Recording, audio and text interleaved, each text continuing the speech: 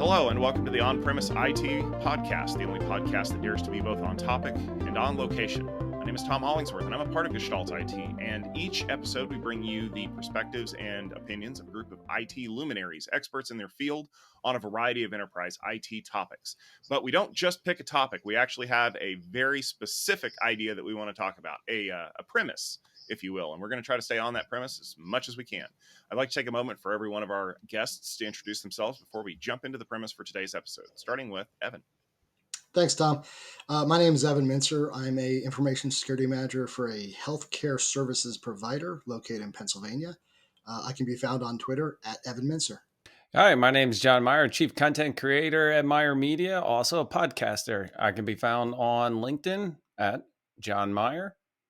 Hi, I'm Jasper Bongertz from Germany. I'm the head of incident response at GData Advanced Analytics.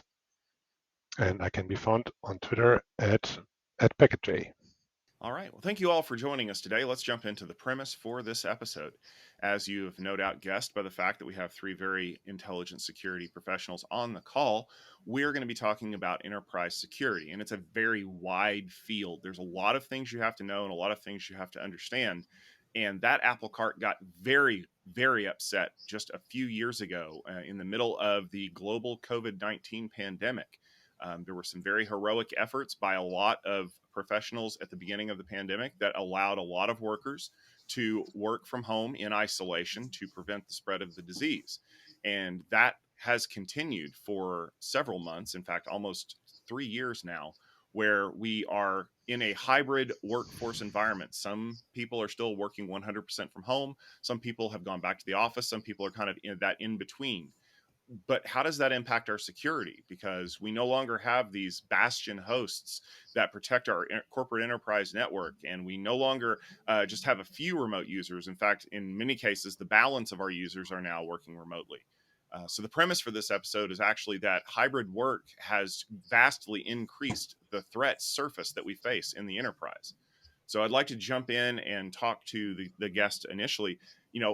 Are you seeing this shift to hybrid work complicating the security posture that your organization has had to put up? Yeah, I think a lot of companies got taken by surprise because you went from this point of, we have an office we can go to. And while remote work was possible, it wasn't the main thing. Well, all of a sudden, I remember on a Friday, everyone went home and now everyone's remote work. So there's probably a lot of companies out there who had to deal with remote access. And that became a security nightmare of, while we had remote access before, now everyone's on remote access. Can our VPNs keep up? What cloud services are we using? And that became a little bit of a nightmare. And I think it's an important point to bring up there that, prior to, February or March of 2020, remote work was the exception. Most people who did it were either, long-term folks who were maybe working from home on a disability or some kind of a leave situation, or it was an executive who needed to be able to update SharePoint and check their email when they were out on the road. And then all of a sudden we had to turn that shift it on its head because now everybody needed to get in.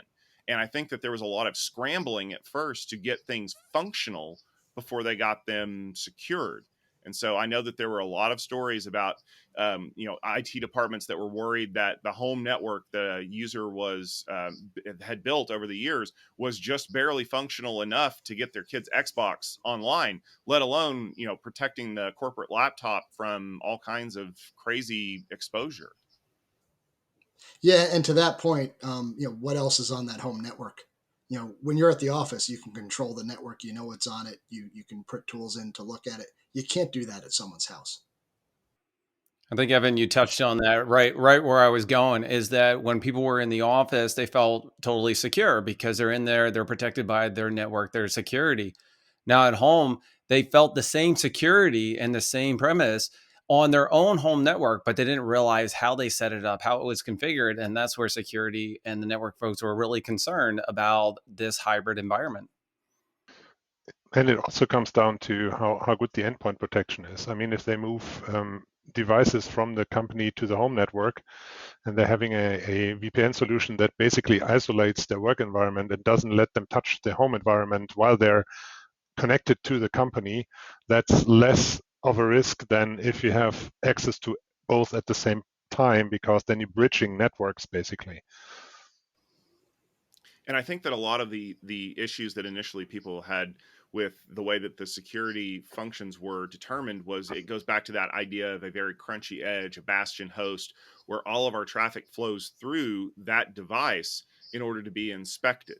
Then, slowly things like SD-WAN and SASE transformed the way that we looked at that through the use of cloud security services like, CASB, Cloud Access Security Broker, and a lot of other things, where it was like, okay, some of this traffic I want to send back to the corporate network, yes, but some of it I want to send it out to be inspected before it is sent on.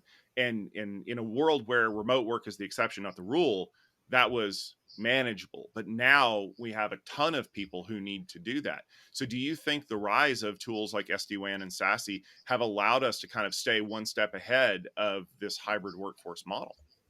I think it depends on the size of the company. I work with a lot of smaller and medium-sized businesses, and they don't actually use these kind of technologies because they're not there yet. And for them, it's more of a manual approach of setting up everything. If it's a VPN, or sometimes even just putting RDP ports out to the internet, because they don't realize that that's a bad thing, and they haven't heard of Shodan.io and search engines like this. So they are always surprised if they get found out and compromised really fast. Actually, I want to jump in there and say some of the things that you mentioned about isolating the VPN of, not allowing outside access. You created a lot of friction with this, of everybody going to remote, where they're used to on their home network of accessing their printers, their internet, their network and storage devices. But now you're having them isolated into just the network, and now they need to print something, they need to share something, move something around. And what it's done is created a lot of friction, and not only the education of folks of setting these things up, configuring, and realizing that they can't do the things that they were once easily able to do when they were on premise. Yeah, that's true. And that was actually one of the biggest problems that they had whenever they were trying to develop a way for these devices to be protected. I mean, I can remember many years ago, the solution was to just install an agent-based VPN client on your desktop, and then everything is magic, because you have to fire up the VPN client to go wherever. But we live in a world now where we want to dump some traffic locally in order to have it go direct internet access, and only certain traffic needs to go back to the network, and the policies that you need to create to make that happen are not always super easy to configure, and that's just from one device. We saw instances in the early days of the pandemic where people would just ship an SD-WAN endpoint to the customer, or not to their customer, but I'm sorry, to their user, and then they would say, oh, just plug this in and everything will work. But then it was like, well, what do I do with my kid's Xbox? Where's that traffic going to go? You're not going to route it through the corporate network so you can play Call of Duty, right? Yeah, I think to that point, you have companies that have on premises services. So if you have something still on premises, then they have to use a VPN to get to it. But then what if they're in Office 365? Why are you then hairpinning the traffic through the corporate network back out? That's doubling the bandwidth with doing that. It's killing your VPN connection. So then you do those split tunnels, so that way the Office 365 and other services, they go direct to the cloud, but that still on premises service is still there. And you do a lot of moving to the cloud. Can you move that stuff off to the cloud? Some of it you can. I would say a good amount, but some of it you can't. And that creates a security issue. Oh, and then I have something else, because I had a lot of customers who didn't have enough equipment for all employees to take home. And especially in the hospital environment, they don't have that many laptops or that many phones to give to the employees that went home. So they allowed them to use their private computers to connect to the hospital environment network. And that gave them a lot of trouble, because it's like the most complex environment that you can have, like all kinds of devices, and people using like almost like Windows 95 PCs to do things that you shouldn't be doing, probably. And I think it's interesting that you bring that up, because we had this very long stretch where BYOD, bring your own device, was the mantra that we wanted to use. Yeah, you don't need to use the stodgy old corporate Lenovo ThinkPad. You can use whatever device you want to use. We just need you to install a couple of pieces of software on it, and it'll do a posture assessment to make sure that you're online safely and things like that. But then we ran into that situation, like you said, where there weren't enough devices, and maybe there weren't even enough licenses to deploy all of that software, at least not quickly. And all it takes is one device that gets infected in someone's home and has a tunnel back to the corporate internet. That, why would you monitor the corporate internet tunnels? Because you're on a VPN, it's got to be secure, right? And then you run into massive problems. Yeah, and even with, I mean, BYOD is a nightmare for security, because when you talk about a corporate device, that's an image on that corporate device. You have your tools on there. When it goes out to the end users, you know what's on there and you can control it. You can't control a BYOD device. You can put controls around it, but you can't say, well, no, you can't have SimCity or something on there, because it's the user's home device. And what happens if there's data on that laptop and they leave the organization? You can't send a wipe to a personal device. The other thing to add on to that is that BYOB was nice a couple of years ago, right? Everybody's like, oh, this is a cool thing. I can use my own device that I don't have to worry about, that's corporate issued. But now security and privacy around that personal device is, they don't want that company's information on their personal device. They don't want to install anything. They don't want it to be monitored. They don't want to be controlled. And they certainly don't want the ability for the corporate to come in and wipe it. So now you have to enforce even more securities around a device or even a browser base that can enable just that session, but you're still opening up that VPN back to the company. And what Tommy said is that who's going to be monitoring that corporate network, because that's legal. You allowed that, and you're trusting that network traffic. And that's a good point, John, because I also had another issue with that kind of thinking, not wanting their personal devices to be used for corporate topics, because securing VPNs in times like these, usually we tell people, hey, use two-factor authentication, right?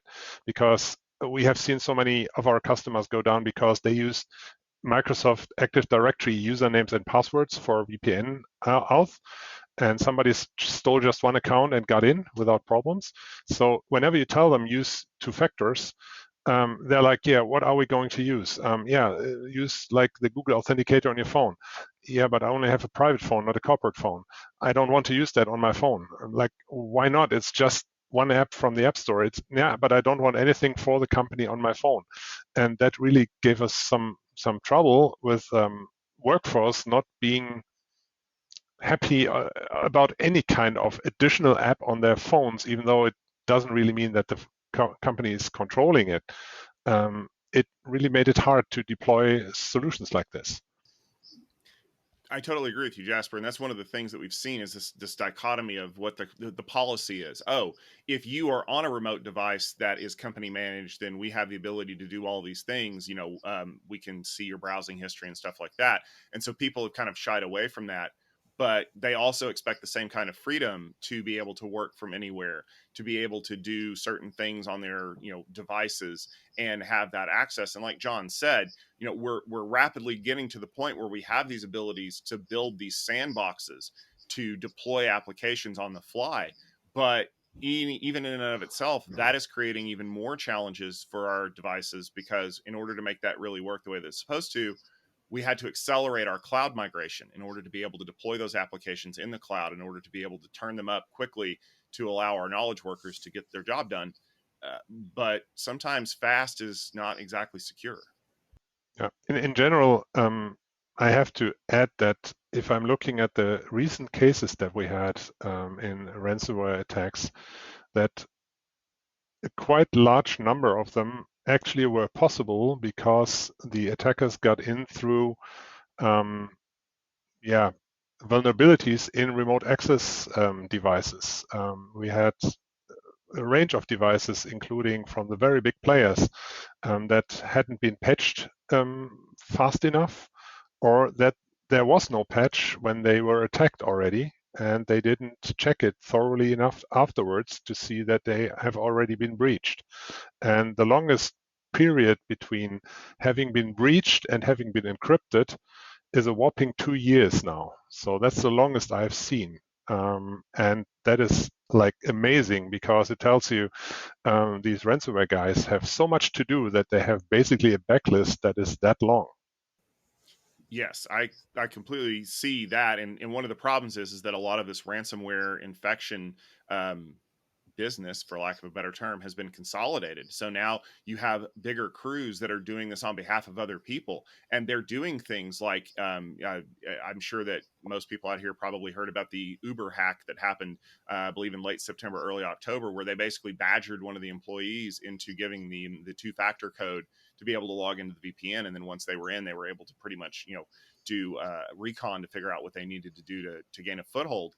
But that's one of those things where like they're getting very good at what they do, and they're able to work on things as opposed to like let's just say some script kiddie who has to go to school or go to work during the day, so they have to stop what they're doing in order to make a living. These folks have figured out how to make a living out of this, and that's their full-time job. So they have the ability to say, oh, we're not going to attack that government building or that hospital or at school this week, but we'll get to it maybe next month.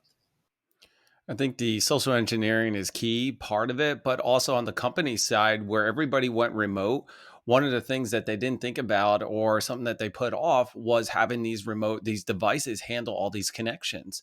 The lack of availability for these connections, the lack of patching some of these devices that were out there, and also increasing it, because now you've essentially more than quadrupled your remote workforce connecting to these devices, and now you can't handle all of it, you can't keep up with it. And now rather than actually attacking those inside the company, you're attacking those externally, social engineering them and getting in through all the weaknesses. Yeah, and an additional aspect that we saw is that and during COVID, when it first hit, they ramped up their whole device zoo that they have. And then after a year, somebody forgot that they had to renew the licenses, and that got them into a whole heap of trouble again, because they weren't used to like buying thousands of licenses for a VPN connector, and now they had to and forgot. So yeah, they got to work on that really quick and fixed it. But these are the problems that you have now that you didn't have before. And that's actually a good point that we've seen a lot of these kinds of problems crop up.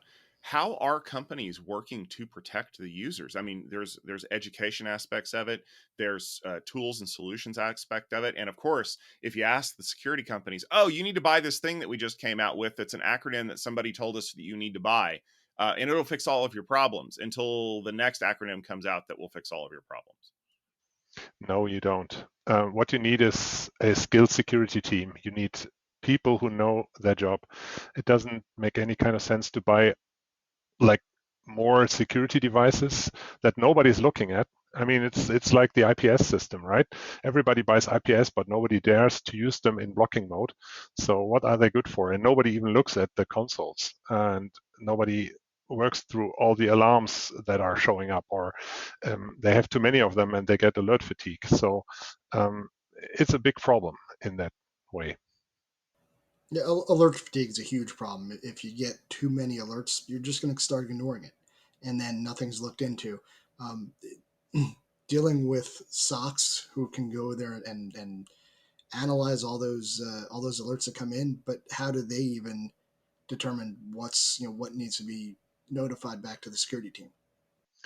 And I had one interesting thing where a very big enterprise in Germany was pen tested. So it was the good guys doing the bad stuff, or not that bad stuff, but and they did completely unnoticed by the Security Operations Center, because the Security Operations Center only had time to look at the critical alerts because there were so many of them. They couldn't look at the high-end major alerts, and the pen testers only did things that triggered high and major alerts, but not critical ones. So they got by completely undetected in the noise of all the alerts that were being risen. So that's a big problem. Now, here's the question that I have for you, because we know that this is a massive issue, and we know that hybrid work isn't going to be going away anytime soon. How can companies work with their employees to keep them safe in this new model? How can users think about security in order to protect them from causing these massive outages, getting infected with ransomware? I think there's some simple things that companies can do, and there's more complex things. You obviously want to protect the data. Using cloud services to protect the data is one way. Making sure the endpoint is secured, things like EDR on the endpoint, stuff like that. But I think another thing is training, cyber training for the end user. And it doesn't have to be anything too complex. It can be simple things just to kind of give them that knowledge, what to look for when receiving emails. Look for the domain that is not your own domain but looks like it. Look for are these people that you normally communicate with? Are they sending you documents? Do you normally get these documents from the person that's sending you stuff? The cybersecurity training, I think, goes a long way. At least the people that I've talked to, that I work with, a lot of the higher ups are they see a lot of the bad emails now because of the training that's been done. I agree with you on the training. I think training is key. You make the training easy, simple, and use, but I think complexity of an environment is really where it comes into play, because if it's too complex, right, a user is going to make everything easy to access. So they're going to be like any for anything. They'll be like, oh, this is too hard. If you actually make things a little bit easier but secure to access certain things and limit what is available, instead of saying, oh man, I've got to jump through 27 steps to access this document or send this email. You know what? I'm just going to open it up to everybody just this one time so I can get it. And then they go home for the day, the weekend, and realize when they come back into work that now they've been compromised. So really taking the complexity out of the environment and how to do certain things, but the training is definitely key, and make it very easy to understand and simple. John, that's a great point. If the end user has to think to get something secure, that's a problem. They should be able to do the work. If you're an accountant, you shouldn't have to think about cybersecurity and what they have to do to keep things secure. It should be the same task to keep things secure, whether you're in the office or remote. Regarding training, I usually tell my customers it's something that you have to compare to like a first aid training. You have to repeat it because you keep forgetting how it works, and it needs to be a constant thing. It shouldn't be too often so that it's annoying again, but it should be in consumable doses and repeated like once per year or something like this. And nobody can be excluded, even the C-levels. They need to have this because very often they're like, we don't need this. Yes, you do, because you are being attacked as well. And then you have to implement simple changes if you can to get through the psychological equivalent of, have I locked my door or didn't I? Because very often breaches happen because people do things without really thinking actively about it. And what we do and tell customers is, for example, hey, mark all the emails that are coming from the outside world into your company with a small word in this email subject that tells you this is an external email, because that is like a thing that people see and like, oh, wait a minute, how can that be? It looks like it's from the inside. Why is it marked as external? And then you have them thinking, and then they can't just click on anything without thinking about it. So this is something that works quite well and is a very easy change. Jasper, I think you're actually key on there is to repeat the training, not too often, but muscle memory. Just anything in general, just like kind of, I've always seen training, oh, you only need to do this once a year or once every 2 years. I think even a little bit earlier, of once, maybe every 3 months, 6 months, and you're repetitively doing this and changing it up, because and it's not the same training exactly over and over, but a different variation. So they're like, oh, I took this already. No, I didn't take this already. Let me pay attention to what this is going on. And if you can make it in a game kind of way, like gamification is really helpful here, because otherwise it's too boring and nobody will really pay attention to it. All right. Well, as you can see, there's a lot of factors that go into what your security posture looks like. And yes, opening our offices up definitely did increase the security threat surface, if you want to call it that. However, it did give us an opportunity to help our users understand why these things are more important. As you've heard, good education programs, good tool usage, not just throwing tools at the problem, but actually understanding what the problem looks like and helping people to get to a better security state is a great way to combat these things. Because unfortunately, as we mentioned, the criminals are now making this into a business, and they have all the time and resources in the world to go after your company. So you need to make sure that you understand what's important in your network or in your enterprise. You need to understand how it needs to be secured. You need to understand the impact that any remote users might have. And you need to be ready to explain that to everyone, from the lowest knowledge level worker all the way up to the C-suite, to help them understand why we implemented the policies and procedures that we did, why the tools are in place, and why you shouldn't just go around them whenever you don't feel like you're being productive. That'll just about do it for this episode of the On-Premise IT Podcast. We put out a new episode about every 2 weeks. You can find the latest episode on our website at gestaltit.com/podcast. You can also subscribe in your favorite podcast application of choice, or check us out on our YouTube channel at youtube.com/gestaltit video. We're also on Twitter as On-Premise IT, and yes, we are using premise correctly there. If you have any topics or subjects or premises that you'd like us to cover on the podcast, make sure you tweet at On-Premise IT, and we are very happy to respond to those, and you might find yourself featured in a future episode. We'll be back in just a couple of weeks with another great episode. And if you'd like more great security content, please make sure you check out Security Field Day 8, which is happening November 16th through the 18th, 2022. More details can be found at techfieldday.com.